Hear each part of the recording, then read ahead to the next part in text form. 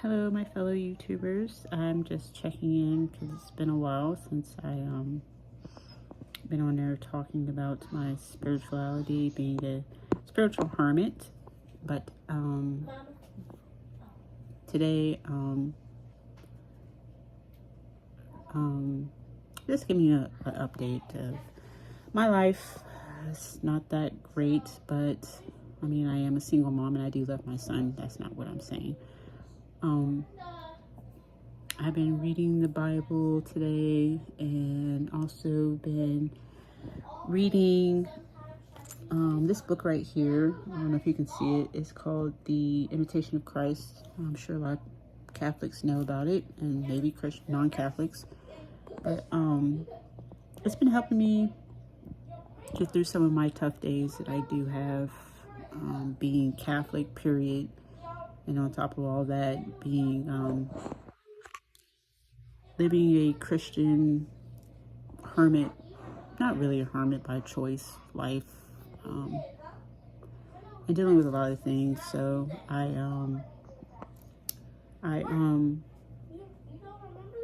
just read that, and it constantly puts me a reminder that Jesus life was full of suffering and, I mean, betrayal by his own friends. I mean, we go through that today. There's a lot of people that have friends and get betrayed by their own friends that they've known for years, that will quicken a heartbeat, turn against them.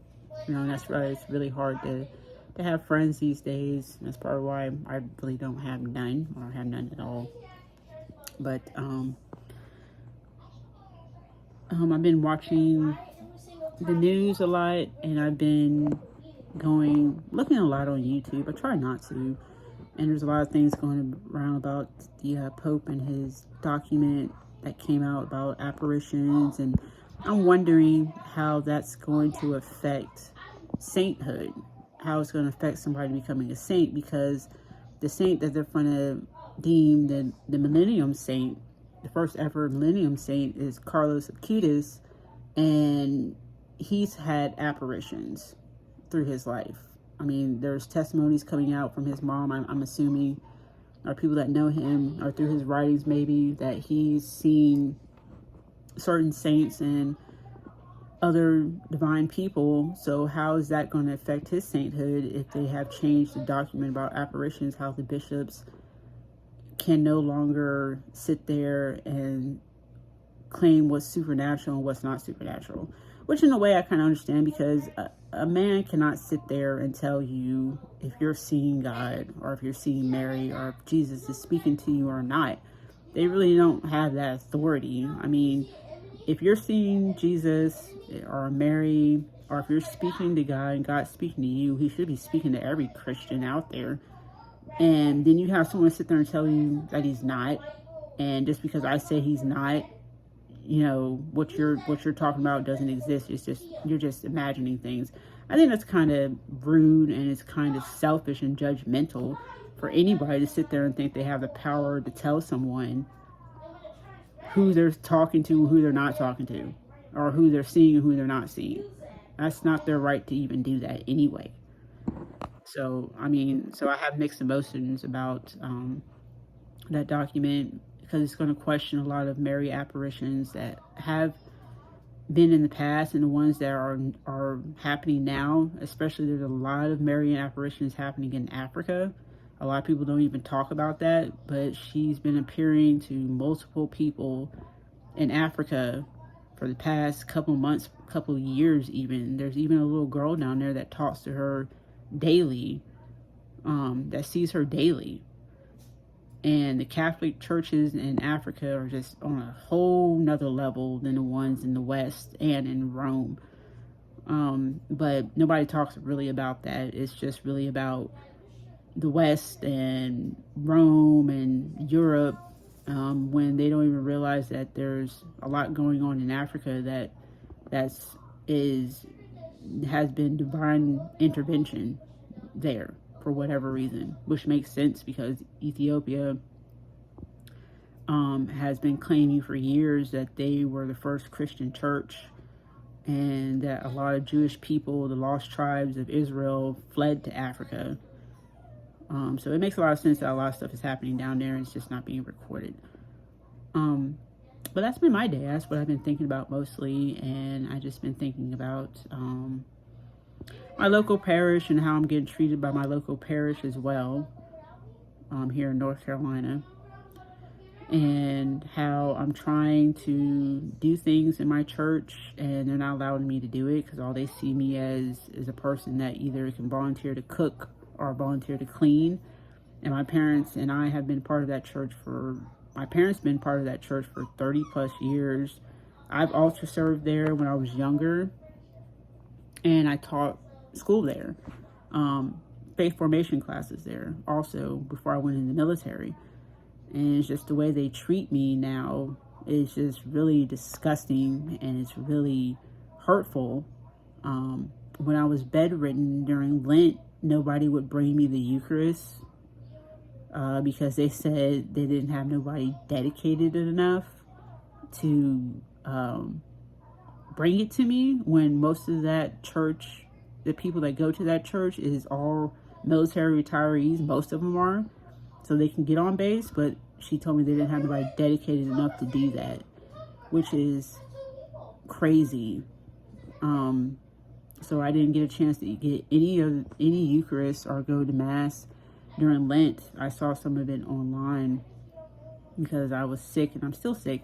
I've been sick for years, and every once in a while it'll kind of knock me off my feet for a while. And the fact that my local church didn't support me was very scary, and it still is scary. And the fact that I'm trying to get back into doing a lot of things for my local church, even though they don't support me or my family, they look at us as a cleaning crew. It's been very hard. It's hard to want to walk into a church that you know all the eyes that look on you look at you as something below them.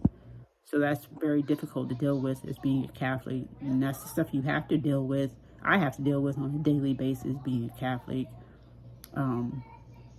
here in this area. I'm sure not every Catholic church is like that, but this one is. And it doesn't make me question my faith. It just makes me question my faith in God's people and how they can sit there and call themselves Christians and stuff like that. And I'm not even going to talk about it because I'm sounding to sound like them and being judgmental. And I don't have the right to judge anybody, but I do have the right to feel the way I feel and just try to deal with it the best way I can. I'm not going to run away, because that's what sometimes what some of these churches want people like me to do, is to run out and run away. And I'm not going to do that.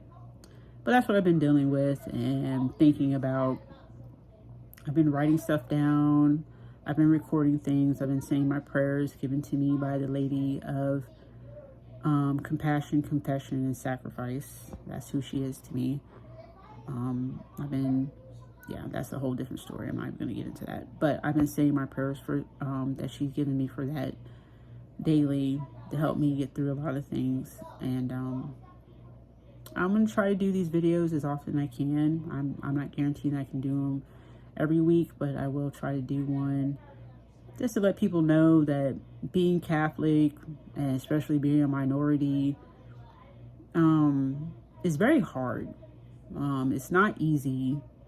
And being a Christian and having the faith that I have and what I've grown up with and been discouraged to do or to talk about, or to even been called crazy for things I've shared with priests, by priests, that I've been told that because of the color of my skin that I can't sit there, and I'm not even going to talk about it, but a whole bunch of things just because of what I look like and who I am.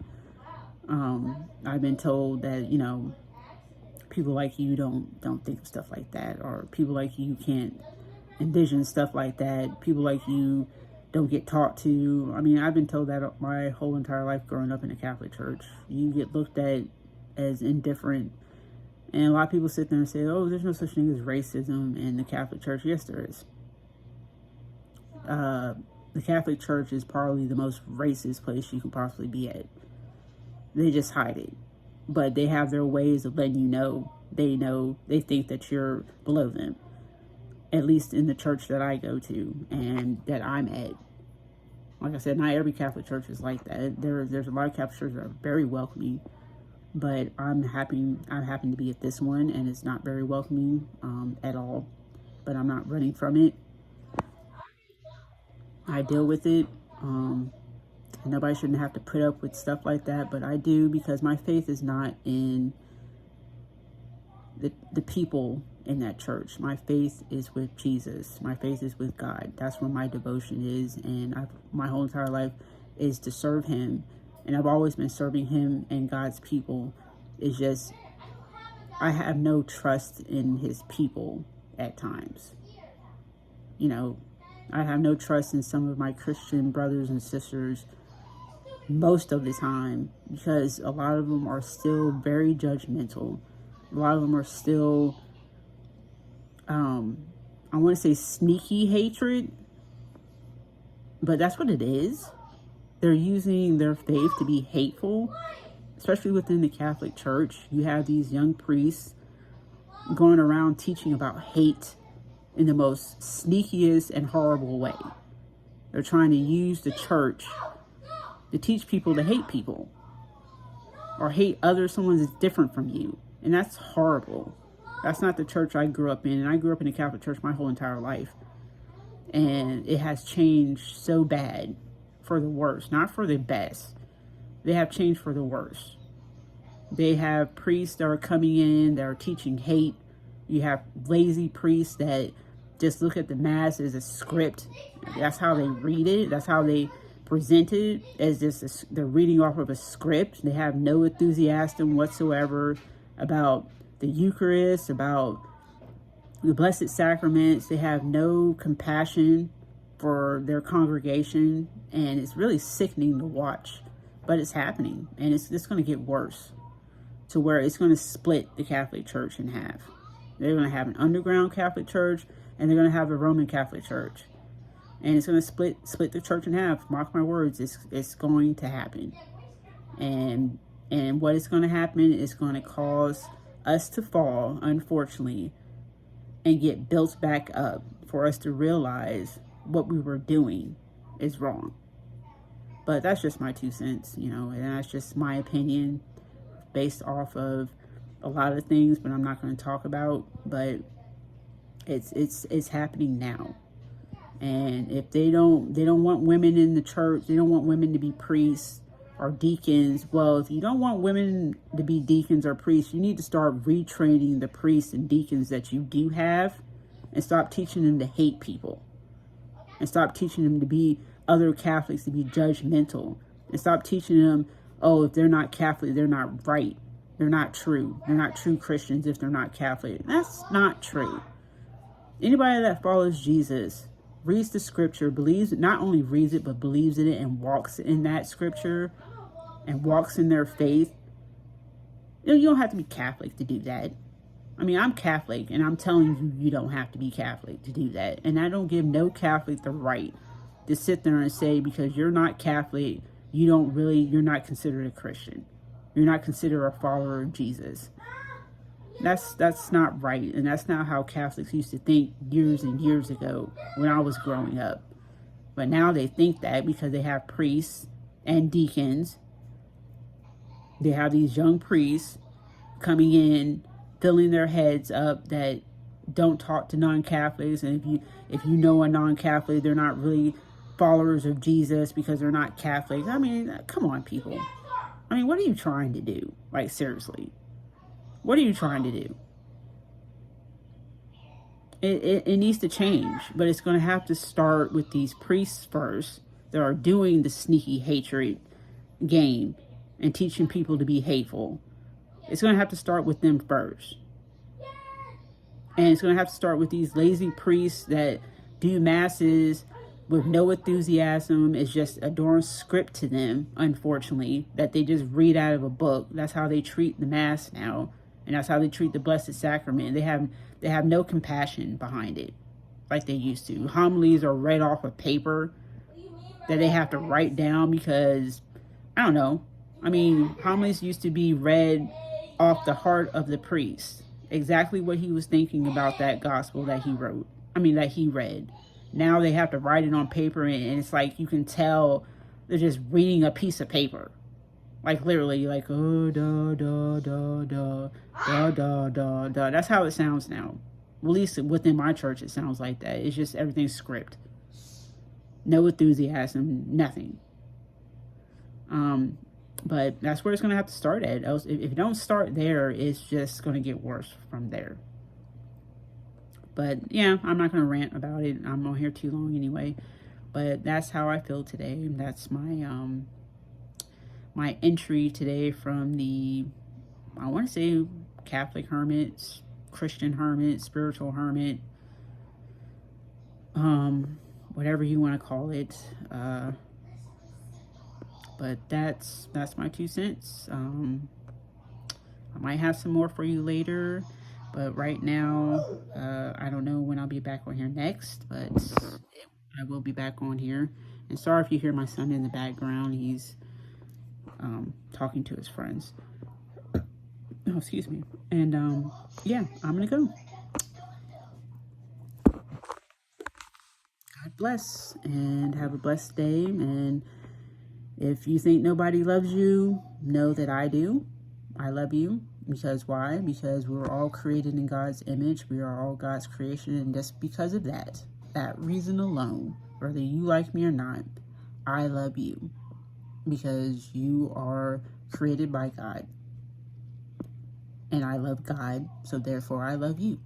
So you have a great day. Or night, or evening, or morning. Wherever it is for you.